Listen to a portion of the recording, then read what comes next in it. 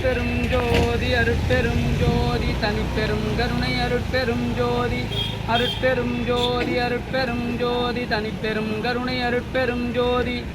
எல்லாம் வல்ல இறைவன் அருட்பெரும் ஜோதி ஆண்டவர் திருவடிகளை இடையே வழங்கி எல்லா உயிர்களும் இன்புற்று வாழ்க.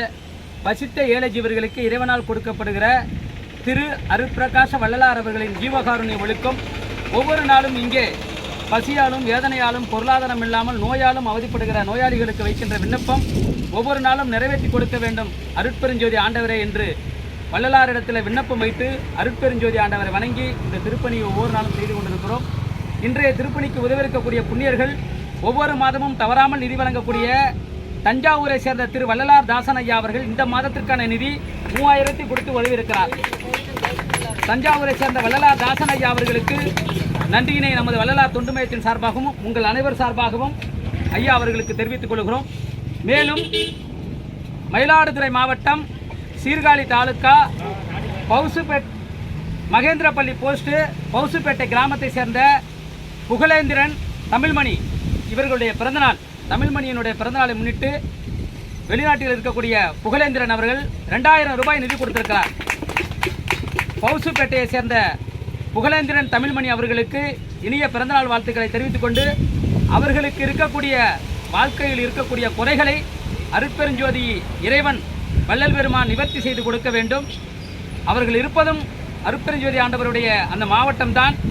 அருட்பெருஞ்சோதி அருட்பெருஞ்சோதி தனிப்பெரும் கருணை அருட்பெருஞ்சோதி வேண்டிய வரங்களை வேண்டிய இடத்திலிருந்து கொடுக்கக்கூடிய வல்லமை கொண்ட பல கோடி மில்லியன் ஒலிகளுக்கு அப்பாற்பட்டவர் அருட்பெருஞ்சோதி ஆண்டவர். அவர் இந்த விண்ணப்பத்தை நிறைவேற்றி கொடுக்க வேண்டும்.